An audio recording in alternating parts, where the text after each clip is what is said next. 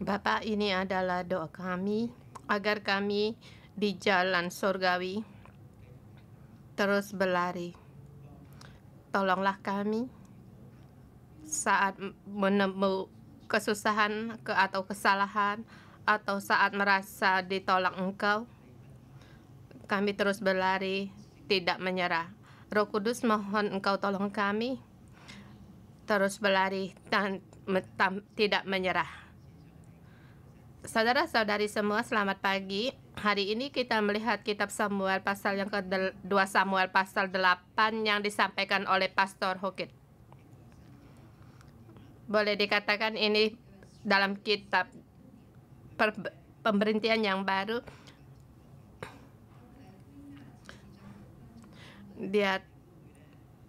Dia akan menyimpulkan kejadian dan juga kehidupan Daud, terus perkembangan dalam kehidupan Daud. Hari ini ingin sekali agar melihat PPT bersama dengan tema Tuhan meluaskan kerajaan Daud. Kita lihat di peta. Di sini ada peta.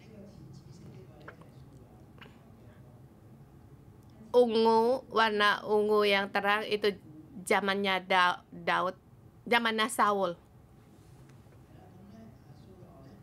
Saul tidak bisa menundukkan Filistin sampai akhirnya peperangan dengan Filistin, dia mati di medan perang.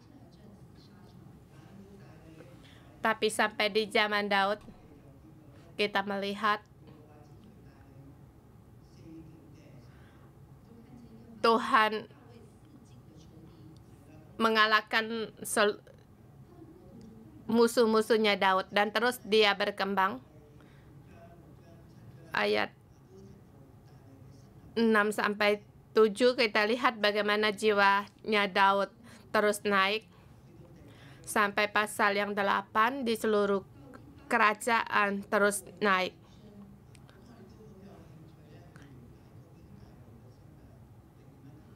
Dan kita ingin juga melihat bagaimana perkembangan jiwa Daud. Dan juga seorang menjadi raja bukan satu hari langsung jadi raja. Lagi pula di bukan satu negara yang kecil, yaitu mewakili bukan dengan kekuatan dia atau keuangan dia, tetapi kegiatannya, hubungan dengan Tuhan, jiwanya terus berkembang, dan Tuhan memberikan kerajaan Israel kepada Daud. Hari ini pasal yang ke-8. Banyak sekali merespon di pasal yang ke-7. Kita terus lihat. Ini kerajaan Daud.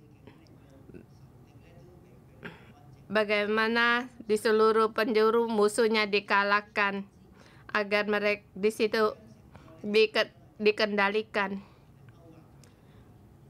Dan pasal ke-8 dalam ayat ditulis pertama, orang Filistin, Saul yang tidak bisa mengalahkannya sekarang dikalahkan oleh Daud. Mulai di ayat pertama dikatakan, di ayat kedua, setelah mengalahkan sebelah barat, sekarang mengalahkan sebelah timur orang Moab. Kemudian sebelah utara.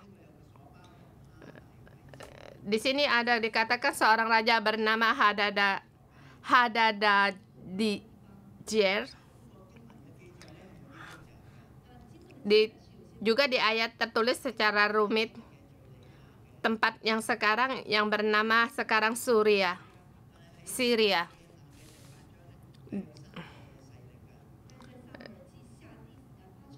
Dan di pasal ke-8 ada lagi kekuatan yang lain, yaitu Raja Aram, Raja Zoba. dan juga di situ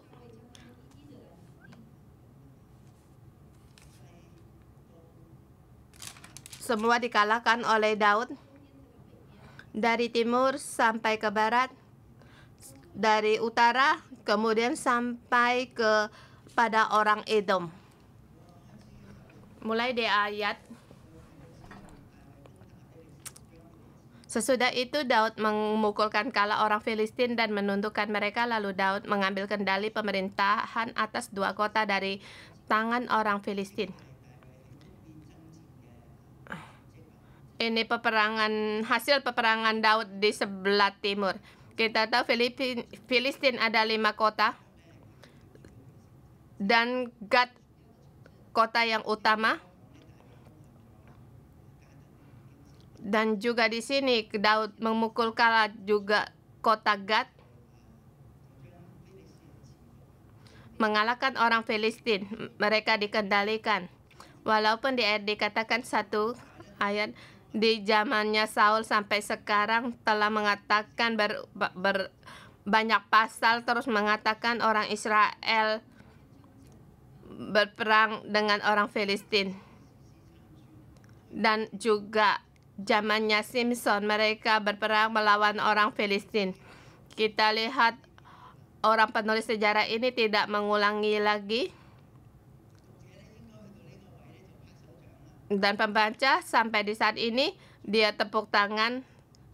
Akhirnya Filistin dikendalikan. Mereka kalah, mereka tunduk. Di tangan Daud mereka ditundukkan. Kemudian ayat kedua dia mengatakan ia mengalahkan orang Moab. Dan kita tahu orang Moab dan juga ada perhubungan dengan Daud. Dan juga nenek moyangnya juga dari orang Moab, yaitu Lot. Pada saat ia dikejar oleh Saul, dia pun membawa keluarganya, orang tuanya tinggal di Moab.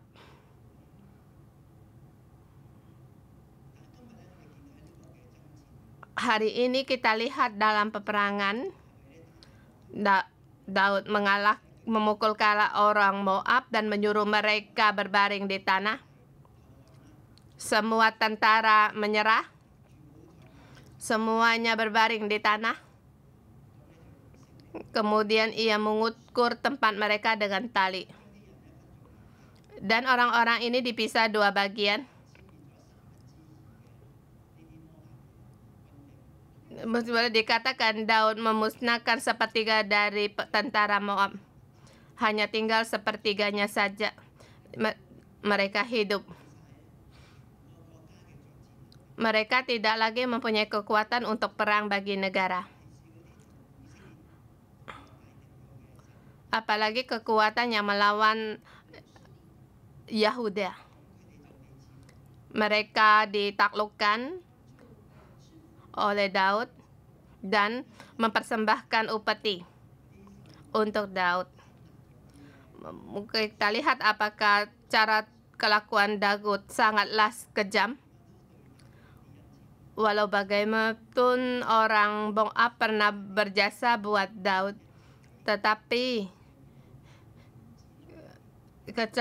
bencana untuk Moab masih terus di dalam sejarah. Masih banyak peperangan.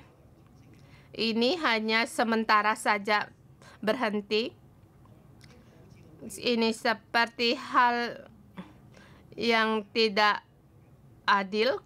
Saya merasa Daud juga punya keputusannya sendiri. Pada saat ia mengambil tali untuk mengukur, kita bisa melihat bahwa Daud punya keputusan. Dia tidak sembarangan membunuh atau melepaskan orang, tetapi caranya sangat tegas dan sangat jelas. Bencana yang dilakukan oleh Moab itu sangat besar. Kalau kita ada pasal sebelumnya, kita lihat tempat ayat 7 ayat 10. Di sini janji Allah, aku menentukan tempat bagi umatku Israel dan menanamkannya. sehingga ia dapat diam di tempat sendiri, tidak lagi dikejutkan dan tidak lagi tertindas oleh orang-orang lalim seperti dahulu.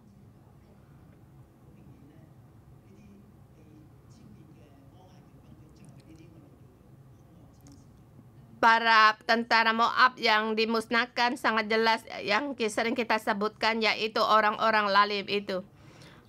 Allah berfirman, Allah mau menempatkan orang Israel di tempat itu dan tidak perlu lagi mereka pergi, tidak perlu lagi menghindar, bisa hidup tenang, baru bisa sejahtera. Allah memberikan tempat untuk mereka dan juga memberikan damai atas tanah itu. Kalau di tanah itu hanya ada tempat, tidak ada damai, juga tidak bisa hidup dengan tentram. Seperti Allah mencabut rumput-rumput liar bagi Israel. Daud, dengan tangan Daud, Allah memusnahkan musuh dengan tangan Daud. Di sini ada dua kata kerja dan dua orang, tetapi dengan mengandalkan Daud sendiri, dia tidak bisa menerima kemenangan yang besar, tetapi Tuhan yang memberi dia kemenangan besar. Tapi kami berkata, Allah memberi kemenangan kepadaku, aku tidak usah berperang, kan cukup. Tetapi ini di luar akal Allah. Tuhan punya hak. Dan juga Allah menghargai keputusan orang. Agar orang ikut serta dan dia menjadi bencana dan alat untuk Tuhan melakukan keselamatan.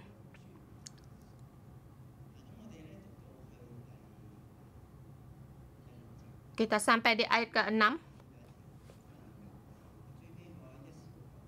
Perkataan yang terakhir. Tuhan memberi kemenangan kepada Daud kemanapun ia pergi berperang. Daud pergi berperang, Tuhan memberi dia kemenangan. Kata ini selain ada di ayat ke-6 dan juga ada di ayat 14. Dua kali di ayat dipertegaskan setelah ia mengalahkan Edom, Tuhan memberi kemenangan kepada Daud kemanapun ia pergi berperang, seperti di ayat. Dan lewat ayat ini kita punya konsep. Ia sepertinya merespon, menanggapi janji Tuhan kepada Daud, yaitu memberikan damai di sekeliling dan melenyapkan orang-orang lalim, agar umatku bisa ditanam di tempat itu dan aku mendirikan kerajaanmu. Kemarin kita melihat Pastor Johnson mengatakan Allah berfirman 12 kata, 12 janji, dan juga tentang terdirinya kerajaan Daud. Kamu mendirikan bait suci untuk bait, tetapi aku lebih lagi mau mendirikan kerajaanmu. Di sini muncul 14 kali. Brief. Hari ini bertepatan hari raya orang Yahudi. Pada sedikit kata Ibrani, artinya rumah. Boleh dikatakan keluarga. Besarnya rumah ini bisa sebesar istana. Bahkan dia di situ menjadikan satu dinasti. Kamu mau mendirikan bait suciku, keinginan hatimu sangat baik, sesuai dengan Tuhan berkenan. Keinginanmu sangat baik. Baik, tapi bukan sekarang. Yes, but not you. Tapi anakmu Salomo. Ini pengalaman kita dalam doa. Allah mendengar doa kita, tetapi Dia tidak langsung melakukan apa yang ingin kita lakukan. Sebab yang kita lihat hanya di depan mata. Kita tidak bisa melihat seluas perkara bagaimana terjadi. Adakah orang tahu apa besok yang akan terjadi? Saat tahun baru Yahudi, apa yang terjadi? Adakah orang yang tahu 10 tahun lagi? Apakah ada orang yang tahu apa yang terjadi? Allah sangat jelas. Maka Allah berkata kepada, terima kasih kamu mau mendirikan bait suci bagiku, tapi anakmu rumah bagiku. Terima kasih engkau mau mendirikan rumah bagiku, tetapi yang mendirikan itu adalah anakmu. Jiwa Daud terus berdewasa.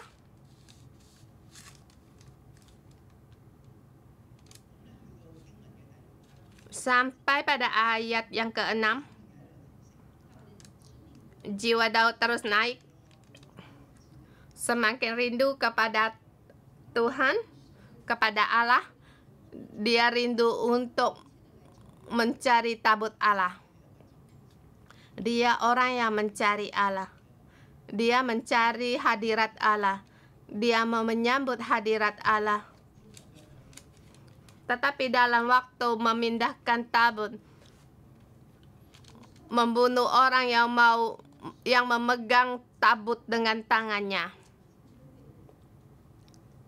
Daud menjadi takut dan dia melepaskan rencana ini sampai akhirnya dia mendengar bagaimana Allah memberkati Obed-Edom. Dia kembali lagi. Kita melihat Daud tidak takut ditolak oleh Allah. Aku tidak berdoa, dia tidak mendengar doaku. Tetapi Allah hendak berkata kepada Daud, ya, tetapi bukan cara ini. Dengan cara dunia melakukan perkara Allah. Jangan mengira kamu dengan tanganmu yang perkasa memegang tabut Allah. Allah tidak perlu kita pegang, kita sanggah. Yes, but not this way. Bukan cara ini. Proses pertumbuhan dari jiwa Daud, dia terus mengadakan kegiatan dengan Allah. Akhirnya tabut sampai ke Yerusalem. Sampai ke kota Daud. Di tempat kemah yang disediakan oleh Daud.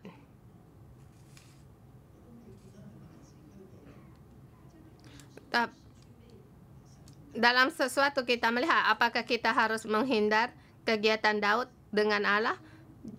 Jiwa Daud semakin dewasa. Dia semakin mengerti cara Allah bekerja. Di dalam peperangan, Daud pun terus bertanya kepada Allah. Di pasal ke-5 dia mau menyerang orang Filistin. Daud pun bertanya kepada Tuhan, maukah harus pergi untuk dikejar terus?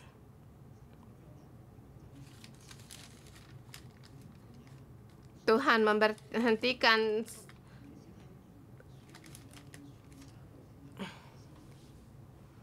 pada saat kamu mendengar bunyi suara pohon kertau, kamu baru terus keluar bersama tentaramu. Kita melihat kegiatan Daud dengan Allah sangat dekat seperti seorang pelatih yang terus melatih Daud. Di pasal ke-5 dalam ini dan pasal ke-6 juga dalam keadaan yang demikian, dan pasal ke-7 dalam keadaan demikian juga. Dan kalau kita katakan 2023 tahun naik, semua orang bisa melihat langkah kita bagaimana terus berjalan sampai pada pasal ke-8. Daud mau memberkati Daud agar dia damai, tenang di segala penjuru. satu persatu daerah menjadikan dia raja.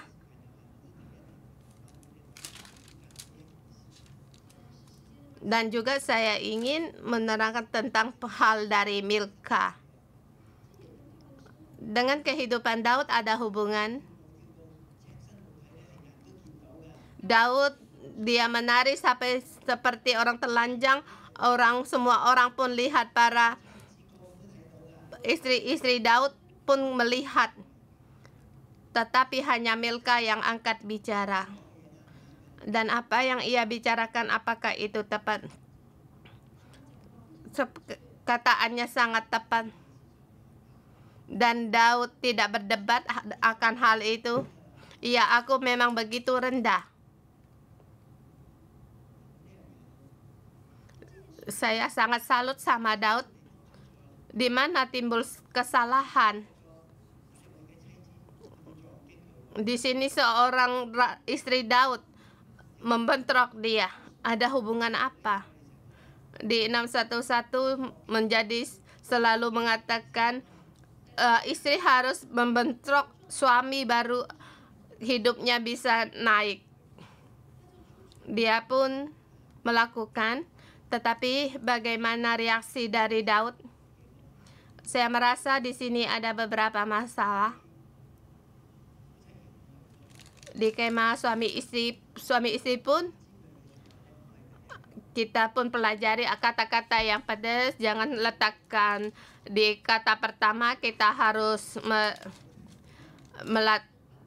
menabung dulu. Kalau kamu harus menabung dulu, baru dengan sungguh-sungguh terlebih dahulu memuji suamimu. Dimulai dengan menabung. Saya salut dengan keberaniannya. Dia berani menegur Daud. Dan masalah yang kedua sangat penting. Suami-suami sih, apakah ada kasih dan kepercayaan? Sangat jelas tidak ada kasih dan percaya. Perkataan yang tepat, tapi karena tanpa kasih, hasilnya akan sangat besar. Menghasilkan yang sangat besar. Karena tidak ada kasih untuk saling menerima di situ. Jadi, bukan dengan kata-kata bagaimana yang kata-kata yang tepat, tetapi bagaimana mengadakan hubungan ini. Dan teguran ini bukan seperti hal yang negatif. Di ayat dikatakan sampai akhir hari matinya, Milka tidak ada mendapatkan anak. Artinya Daud tidak tidur bersama dia. Keadaan yang sangat dingin.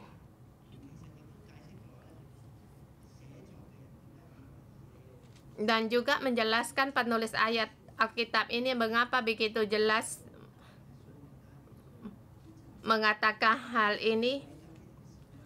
Mengatakan keluarga Saul semakin melemah, termasuk Milka juga tidak bisa meneruskan hubungan darah dari Saul.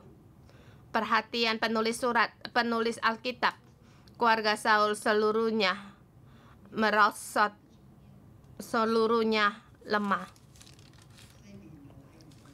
Setelah memerang sebelah barat, sekarang menyerang sebelah timur, dan sekarang ada pada sebelah utara.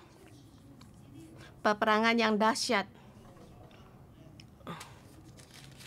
Di sini dikatakan ada satu raja yang bernama Hadadezer.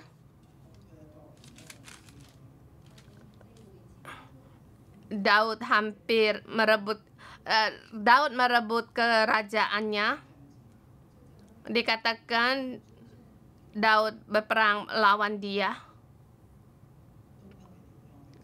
Karena untuk sebelah utara Daud berperang, di situ ada sungai Arafat. Di situ Daud merebut 1.700 orang pasukan berkuda dan 20.000 orang yang berpasukan berjalan kaki. Peperangan ini yang bukan kebiasaan bagi orang Israel. Dengan pasukan-pasukan berkuda berperang seperti pada saat ini yaitu rudal.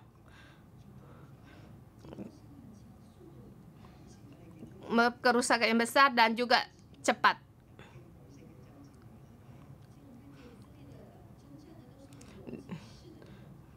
Dulu kita melihat peperangan Israel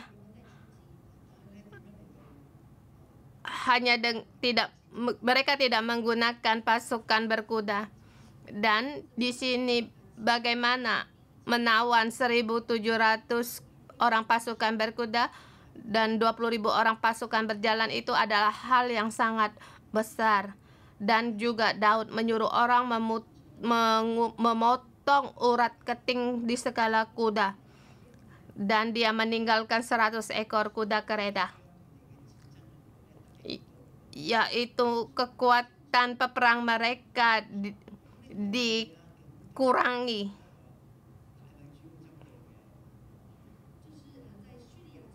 Di sebelah Suria, raja yang dikalahkan oleh Daud, dan di ayat ke-5, ke-6 dikatakan oleh orang Aram.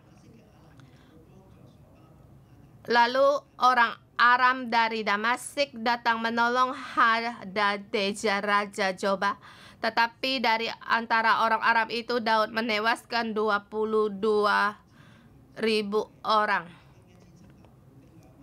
Ditambah di sini di atas membunuh 1.720 orang kereta berkuda, 20.000 orang pasukan berkuda, sekarang ditambah dengan orang Aram 22.000 orang.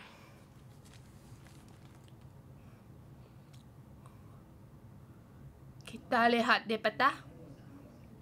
Di sebelah utara Syria ada 3 kekuatan, dan tempat yang diserang oleh Daud yaitu Raja Zoba, Hadadezer, dan di sebelah selatan Aram. Di atas ayat itu Zoba, yang bawah itu Aram.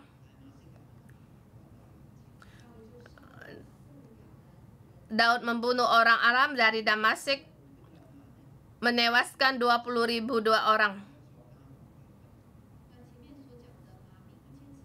Di atas mengatakan miliknya Raja Zoba, Hadadezer, mereka menewaskan di situ pasukan berkuda 1.700 orang dan 20.000 orang berjalan kaki.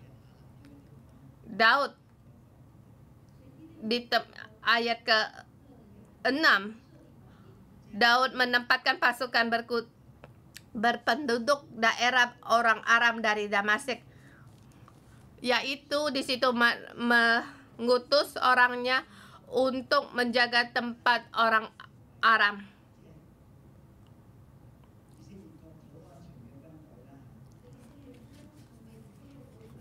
Bukan hanya Israel, mereka mempunyai pasukan untuk menjaga keamanan dari orang Israel, tetapi di situ mereka juga menempatkan pasukan di Aram dari Damasik. Di situ ada kemah atau markas militer. Mengapa dia bisa menang atas segala peperangan ini? Ayat ke-6, karena Tuhan memberi kemenangan kepada Daud kemanapun ia pergi berperang. Ayat ke-7 sampai dengan 12. Ada 3 kekuatan di sebelah utara. Ayat ke-9. Raja Hamat. Ketika didengar tahu Raja Hamat bahwa Daud telah memukul kalah seluruh tentara Hadadezer, Maka Tau mengurus Yoram anaknya kepada Raja Daud untuk menyampaikan salam dan mengucapkan selamat padanya.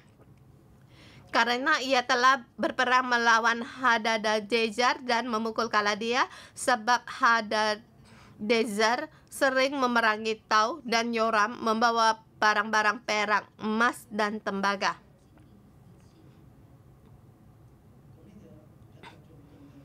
Di sini ada juga di sebelah utara daerah Suriah.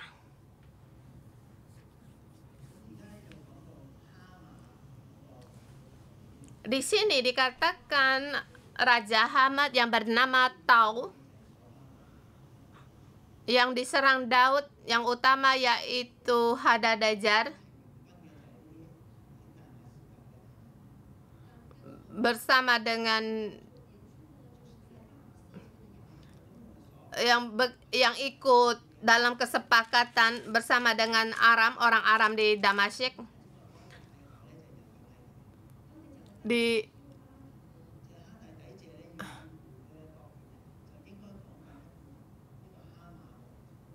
Hadadezer untuk merebut kekuasaan raja karena ia memukul kalah.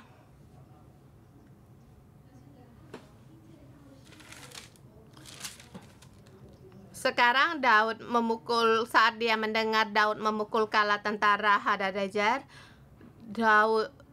dia menyuruh anaknya Yoram untuk menjumpai Daud. Di dalam ayat 14 ada dua peperangan. Peperangan dengan Zobah, perangan dengan Aram, dan juga negara yang menyerah.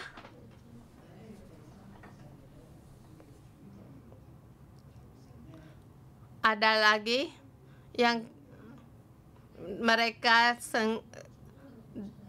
menyerah kepada Daud sebelah kerajaan utara. Allah memperluas kekuasaan kerajaan Daud. Allah memberikan keamanan kepada Israel. Dan terakhir mengatakan orang Edom. Ayat Edom ada di ayat 13 dan 14. Daud menewaskan mereka 18.000 orang Edom di lembah Asin. Daud mendapat nama.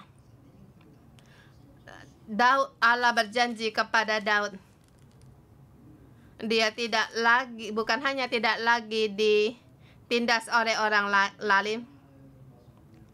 Di ayat ke-9 dikatakan, aku telah menyertai engkau di segala tempat yang kau jalani. Seperti yang difirmankan Allah, dimanapun engkau berada, aku menyertai kamu dalam berperang. Ini perjanjian Allah. Bagaimana ia mengucapkan, ia melakukan. Jadi kita terhadap firman Allah kita harus serius. Sebab apa yang difirmankan demikian ia menggenapi. Mengapa Daud selalu menang dalam peperangan? Karena Allah telah berjanji kepada dia, aku telah menyertai engkau di segala tempat yang kau jalani dan telah melenyapkan segala musuhmu dari depanmu. Aku membuat namamu seperti nama orang-orang besar yang ada di bumi. Jadi kita melihat ayat 8, pasal 8 ayat 13 menanggapi pasal ke-7 ayat 9. Allah memberi kemenangan pada Daud. Dimanapun dia pergi, Allah memberikan dia kemenangan. Kemudian untuk menyelesaikan hal-hal dari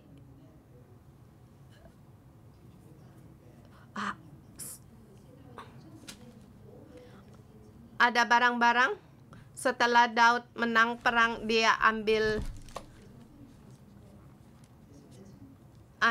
atau hasil rampasan dari Daud, di mana ia menang atas negara itu, barang rampasan. dan juga ada yang memberi upeti kepadanya. Juga barang-barang itu dikuduskan oleh Raja Daud kepada Tuhan, bersama emas perak berasal dari segala bangsa yang ditaklukkan.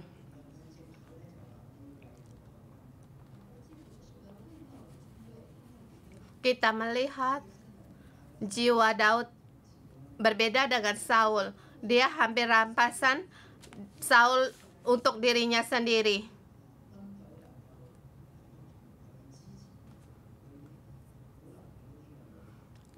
Saul menyisakan mengambil barang-barang hasil rampasan demi untuk dirinya atau untuk para tentaranya. Tetapi di sini Daud terlebih dahulu ia khususkan bagi Tuhan. Bagi kita ini satu peringatan pekerjaan kita. Kita harus persembahkan yang terbaik bagi Tuhan. Yang lainnya ada alasan sehingga pekerjaan menghancurkan rumah tangga kita.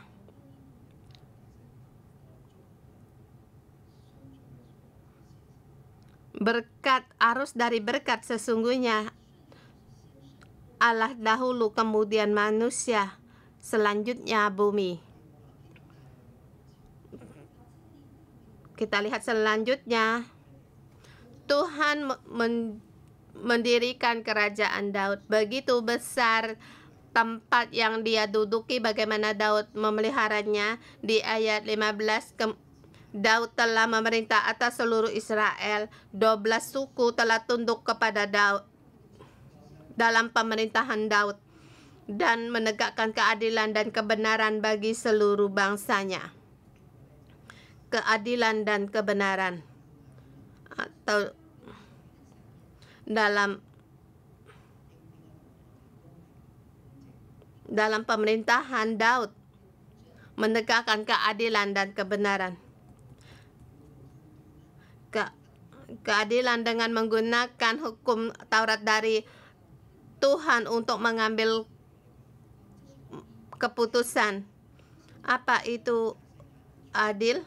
Yaitu jangan harus dengan adil dalam menyelesaikan perkara. Tidak memandang bulu. Kalau kamu orang berpangkat, aku mendahulukan kamu.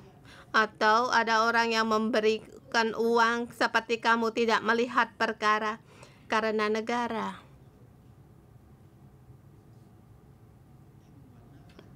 Bisa aman tentram itu hanya dengan keadilan dan kebenaran. Dan di bawah pejabat-pejabatnya sampai yang di akhir dikatakan anak-anak Daud menjadi imam.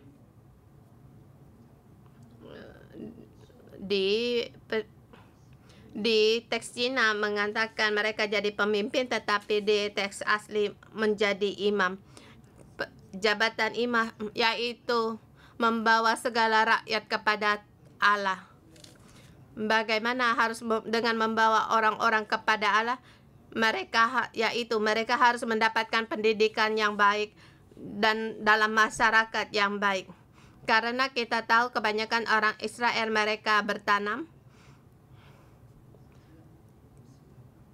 Rata-rata mereka pun sedikit mendapatkan pendidikan. Orang Lewi mereka lebih mengenal firman Tuhan.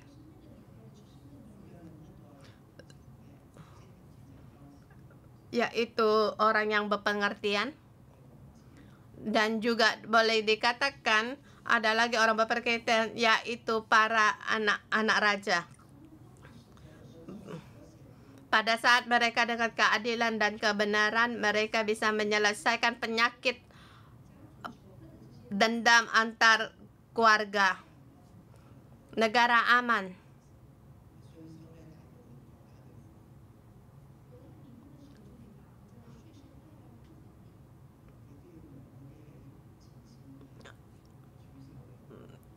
Untuk menanam bahan sandang bagi negaranya dan juga untuk mempersediakan bagi para tentaranya. Dan juga mereka di Edom, mereka juga di situ mendirikan pasukan, ditempatkan pasukan-pasukan berpendudukan di Edom. Negara aman yang mereka dapatkan. Mereka juga di situ mendapatkan upeti dari negara. Kita lihat Daud menjadi raja, hasilnya dia dari jiwa ke tahap jiwa yang lain. Dia bisa menjadi raja atas bumi dengan damai sejahtera dalam pemerintahannya. Rindukah kita akan hal ini? Kita lihat hidup kita, di bagian mana harus kita naikkan. Pada saat Daud menjadi raja, apakah anak-anaknya juga menjadi imam? Pada saat Kristus menjadi raja, apakah kita juga bersama dengan Kristus menjadi raja? Seketika kita katakan Daud menjadi raja tidak urusan dengan kita. Kristus menjadi raja tidak ada urusan dengan kita. Kita menjadi orang Kristen yang biasa saja. Tetapi anak-anak Allah bersama menjadi raja dan menjadi imam. Kenaikan dalam kehidupan ada padamu dan aku. Sama ada hasilnya. Dan Daud sampai kesuksesannya, tetapi kisah Daud belum selesai. Apakah dia terus berjalan dalam kesuksesannya? Penulis sejarah ini masih banyak sejarah yang ingin dia beritahukan kepada kita. Jangan kita dalam kesuksesan kita merasa segalanya baik. Sesungguhnya hidup untuk terus berjalan dan masih banyak tantangan. Di saat kita rendah, kita tidak punya tantangan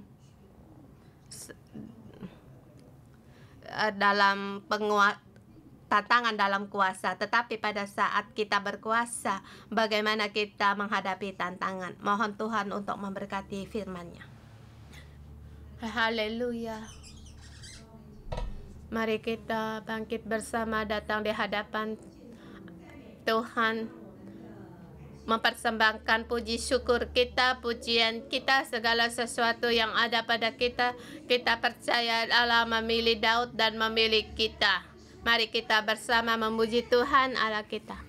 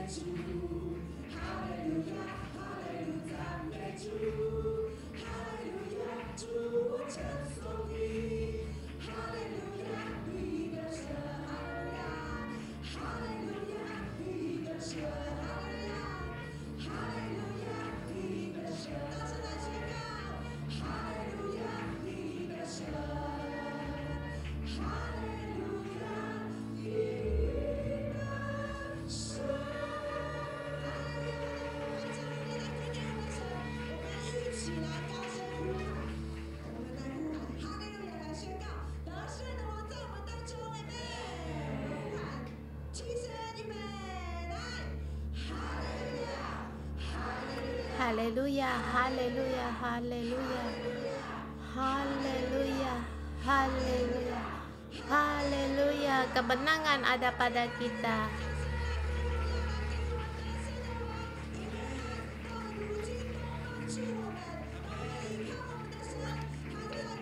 Kita bersyukur pada Tuhan sebab sampai sekarang Allah tetap menolong kita. Ebenezer.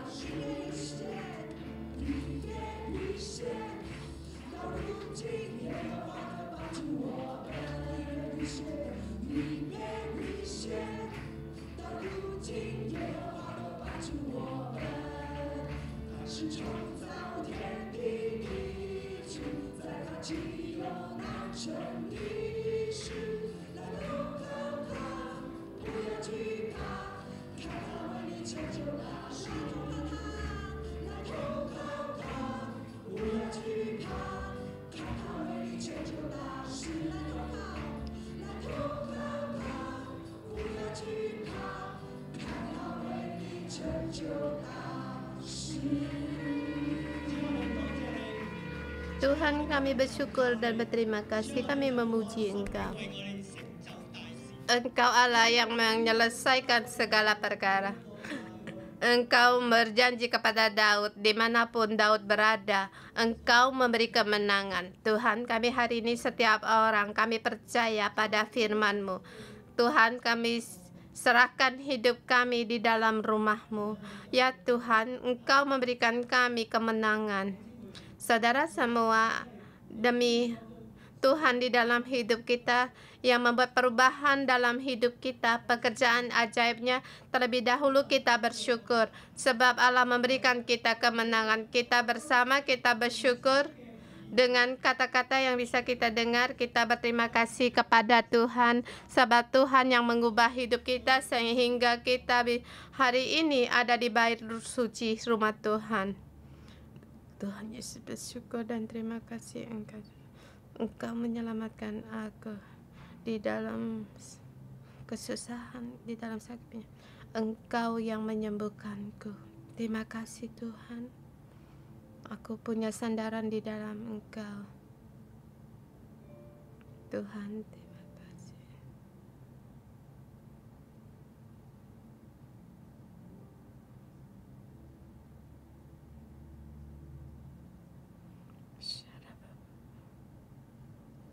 Allah Bapa, kami berterima kasih.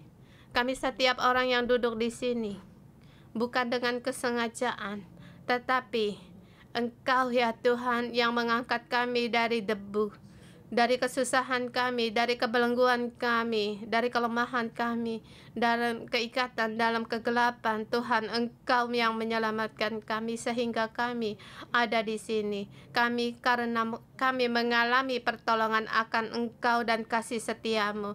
Tuhan, semua karena anugerah dari Engkau. Ya Tuhan, Engkau berjanji pada kami, di mana kami berada, Engkau memberikan kami kemenangan. Tuhan, kami tahu di dalam hidup kami masih banyak yang tidak sanggup, masih banyak kelemahan. Tuhan, lewat doa, Tuhan, saudara semua kesusahan yang sedang kamu hadapi atau kesusahan atau yang kamu hadapi itu musuhmu, lewat doa, berdoalah, engkau serahkan kepada Tuhan, sebab Tuhan berjanji Ia memberikan damai dimanapun kamu berada, memberikan kamu damai sejahtera. Apapun kesusahanmu, tekananmu, lewat doamu, segala musuh, kita berseru pada Tuhan, sebab Allah mau menolong kita dan memberi kemenangan bagi kita.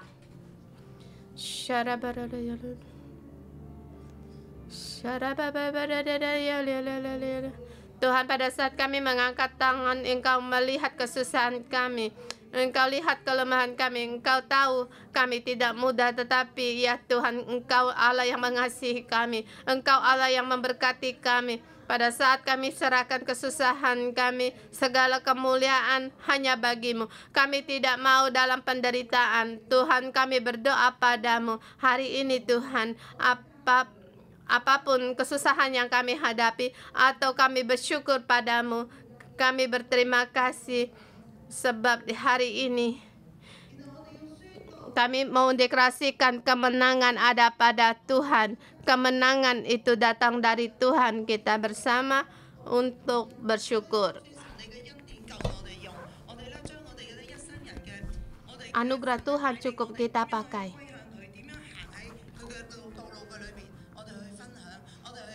Kita bersyukur, kemuliaan bagi Tuhan.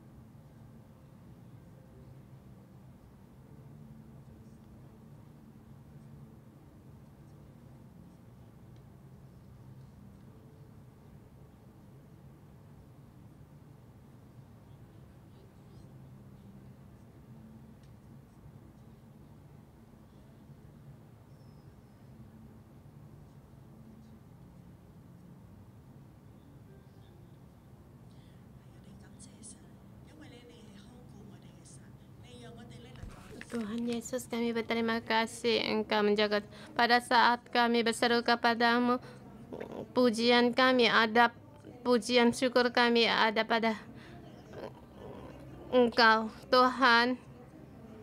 Kami mengalami segala sesuatu, Engkau memberikan kami kemenangan, kami bersyukur, kami bersandar kepada Engkau, maka kami akan raih kemenangan. Haleluya, haleluya. Hari ini juga hari peniupan trompet, sebagai di ayat dikatakan Daud,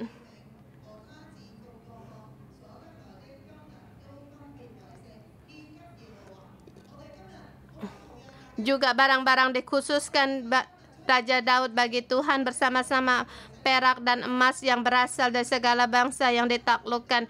Daud persembahkan bagi Tuhan. Seperti hari ini kita serahkan kita seluruh kepada Tuhan. Kita bersama langkah profetik, kita bersama menyembah, meniup trompet, dan bersama kita menari. Kita di arena kita bisa maju ke mimbar, kita berarti kita persembahkan bagi Tuhan. Kita seluruhnya serahkan bagi Tuhan.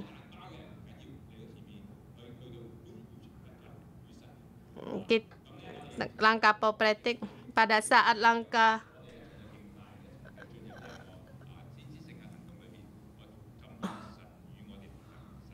pada saat trompet bernyanyi ditiupkan, kita bersama di sini bernyanyi.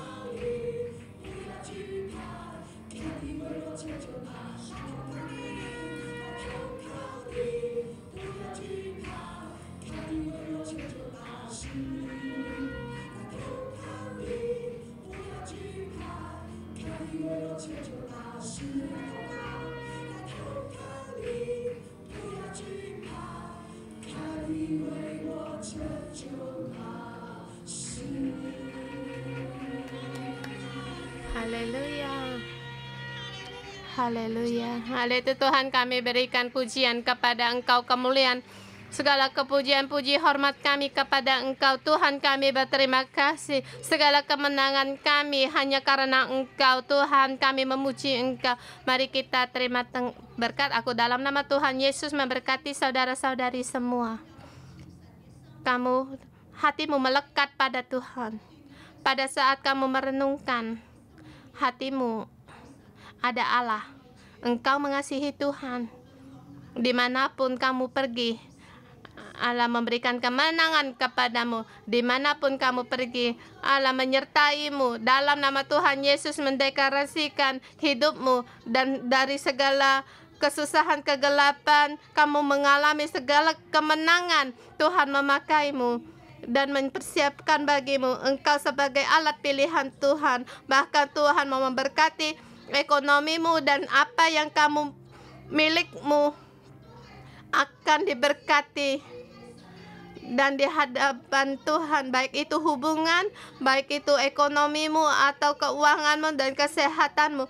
Tuhan memberikan kamu kemenangan dan kemenangan lagi. Dalam nama Tuhan Yesus memberkatimu. Amin.